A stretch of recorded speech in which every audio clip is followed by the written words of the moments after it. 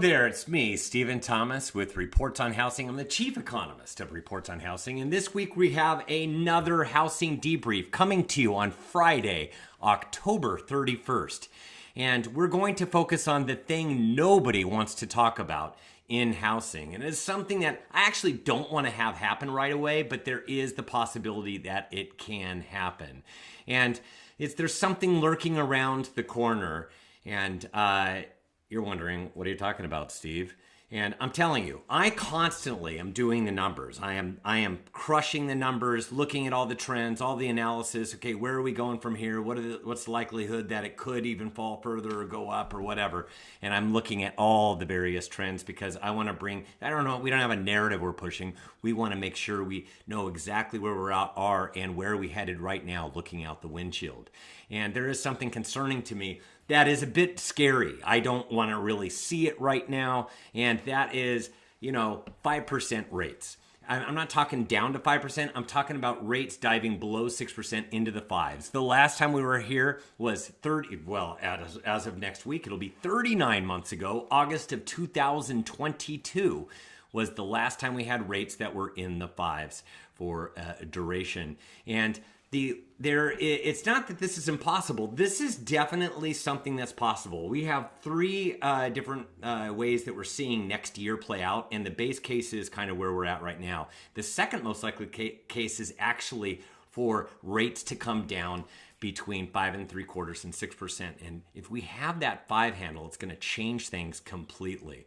And you could actually see that these are mortgage rates and what mortgage rates have done over time. And from about the end of May, where we were at 7% interest rates, slowly but surely they've been getting the mortgage rates, 30-year mortgage rates have been getting better and better and better. And then they've been stuck in this range where we're at right now, and we'll get into that. But this is what it's been doing since the end of May.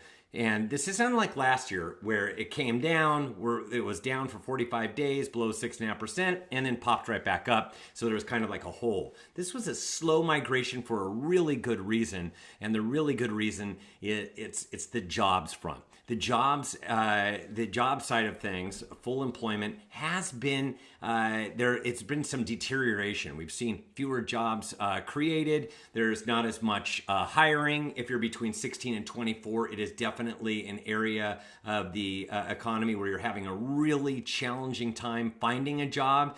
Recently, we don't know what it's going to do to unemployment down the road, but we're hearing about Meta and Amazon and a whole bunch of other companies that are right now laying off people. So this has the recipe of sounding like something could change on the jobs front. But we've been stuck. As of today, we're at 6.28% interest rates. That's where we're at. It actually went up in the last couple of days because of the Federal Reserve. Jerome Powell, I think he blew another press conference and he was sounding way too hawkish, even though he was cutting by 0.25%. And that's his MO. It'll continue to be his MO until he's no longer head of the Federal Reserve come this May of next year. And we have been bouncing in between 6.13% to 6.39% now, ever since we have gone into this this crazy lockdown. And the Federal Reserve has a dual mandate, and their dual mandate is jobs, maximum employment, and price stability. So that's both of them. But there's been pressure on inflation because of tariffs, but there's been jobs that has been deteriorating. And that's why they're kind of like waiting and biding their time. And what they're saying is that they're extremely data dependent. However, there's a problem. And as of the recording of this on August 31st, this is the 31st day of the government shutdown. And this is a full-on government shutdown. There were no carve-outs, unlike the prior giant shutdown that happened during the first Trump administration that lasted 35 days. By the time we get to Monday, we're 31 days. By the time we get to Monday, we'll be at 34 days. We're going to eclipse that record of 35 days this coming up Tuesday. So all the data as a result of everything being closed has really been paused. The Federal Reserve, and there have been other agencies that are talking about looking at different places to find out, other data points to look at while things are shut down. And they're saying that they can rely on them, but they really can't rely on it like they rely on the government data. So the government data missing is a giant hole that we're all operating under, and it really makes things confusing, as well as it's starting to even affect buyer demand a bit. You can see it slightly. It's not anything gigantic, but it's definitely something that we are noticing in the pending sales readings. And so the data it's kind of broken right now. We don't have a clear picture as to what's going on, and it's now 31 days. We missed a jobs report the first week, October 3rd. We were supposed to get a jobs report. We're supposed to get a jobs report next Friday. We're not going to get that either. So we're going to be missing 2 jobs reports. So we're missing initial unemployment claims every Thursday. Now they can put together a hodgepodge different one that has to do with unemployment claims of other across the United States of states, but it's not quite the same thing that we normally get from the Bureau of Labor and Statistics. So data is kind of broken. We're operating in the dark. But first, before we get into what we see, that's a little bit scary with 5% interest and how we're going to get there, let's bring in our sponsor. And our sponsor is Ashley Griffin from JMJ Financial. And you can reach her at 805-402-8125. That's 805-402-8125. And she's with the Thibodeau Morel Group. So Ashley, they've got this great program. We've talked about it before. It's called Guaranteed Backup Contract, and basically allows you to, you haven't sold your house yet, so you do this system allows you to go out and buy a house all cash and then go sell your house afterwards, and there's not a gigantic cost to it. It's bridged the gap between selling and buying without this stress. It's a bona fide purchase contract on the departing residence. This contract allows JMJ to exclude debt on a borrower's departing residence while allowing the borrowers to retain all the freedom and flexibility to maximize their sales price up to 6 months after their purchase closes. And it's a guaranteed backup contract. They provide a non-contingent offer for the borrower's departing residence at 80% of fair market value. The borrower is able to sell their departing residence with their own realtor for 6 months. After 6 months, an extension request can be granted. If you're unable to sell the property within 180-day time frame and do not wish to file for an extension, they'll facilitate the sale, and you'll receive 100% of the proceeds. You need to contact Ashley Griffin with JMJ Financial for this incredible program that allows you to go out there and purchase a house and then take care of selling your house afterwards. And you can reach Ashley Griffin, JMJ Financial, the Thibodeau Morel Group at 805-402-8125. Thanks, Ashley, for your continued sponsorship. And now back to our program. And so the data is kind of broken right now. The reason it's broken, it's not that everybody thinks the data is broken because of how they've been aggregating it. We have the best government data in the world. We are the envy of everybody else, and everybody can rely on our data, and they know that we will continuously revise until it is like spot on. You can trust in the United States government data. It's like a utility. And but I'm a little bit worried. And my worry and my fear is that the jobs market actually it breaks. And that's because you can actually see where we have been going over time. And you could see over time that, this was the most recent report we got, the first week in Friday in September for the month of August. So that shows you we've been missing one, and then we're going to miss 2. But the most recent one, you can see it's at 22,000.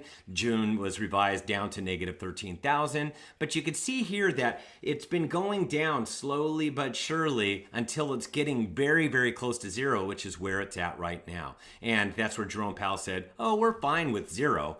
We're okay with 0, but you know what? He's not okay with 0. He actually walked that back many, many weeks later after he said it, which I thought was disingenuous. He shouldn't have said it in the first place.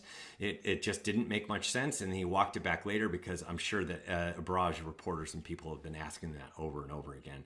And so what we see is there is a potential. We just don't have any of the data to take a look at it. We don't think it's breaking yet, but it has the potential to break by the time we get to the end of the year and start next year. And if that data breaks, we have a problem, because we could watch that there will be a flood, not to stocks, the overnight stuff. Investors are gonna start looking more at 10-year treasuries because they know that the Fed is going to have to act, and they're gonna look at mortgage-backed securities. Interest rates are gonna come down, and that's what happens when we see that kind of a slowdown. This would be a bigger slowdown than what they think, and this is what the Fed's worried about, and a lot of economists are worried about. And we just don't know where we're at because we're not getting the latest data. But this is definitely a trajectory of the direction that we're going right now. So we don't know if it will break, but there is a potential that it does. Our base case is it's not, but there is a more significant chance that it breaks versus re-strengthens and rekindles, and we have rates above 6.5%. Our base case is for rates to be between 6 and 6.5 versus if this breaks, you could see it drop to 5.5 to 6, probably right around 5.75. So that is an interest rate handle with a 5 on it. And remember, we have not been there for 3 years since August of 2022. So 3 years and a few months. It's growing longer and longer. We're going to hit 39 months last time. And what happens then is you get this big upshoot in demand.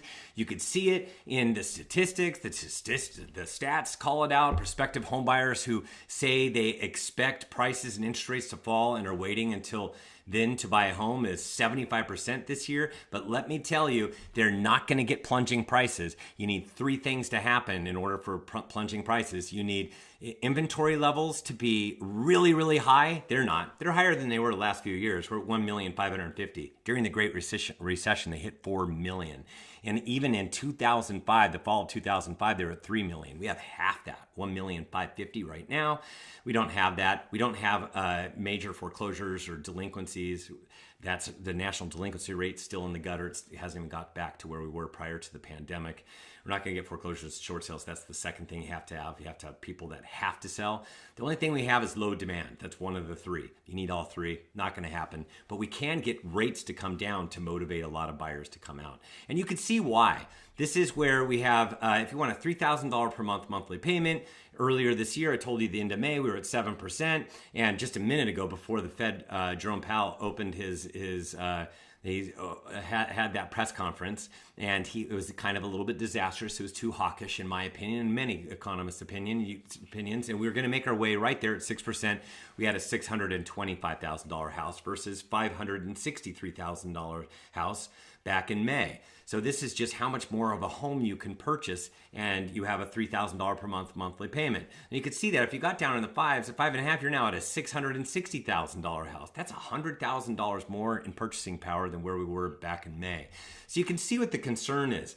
It's millennials and Gen Zs. They have been so frustrated with housing. They have had values go up, and they had rates come up, and they couldn't compete with all the millennials and the Gen Xers and also the baby boomers that were purchasing the houses, and they were the ones that were winning the most. And millennials and Gen Zs couldn't purchase, and then all of a sudden we have more inventory now, but we have these high interest rates and high home values. Well, with interest rates coming down, it opens up the Pandora's box of too many homes all at once at 5, and if it goes in the 5s, and now you have this surge in demand, and now they're competing against each other in the entry level. I want to get there in baby steps. I want to be right there at 6% for the first 6 months of the year, and then we can drift down into the 5s the second half of the year. That's what I'd like to see. That's what I want to see as an economist for the millennials and Gen Zs that are out there.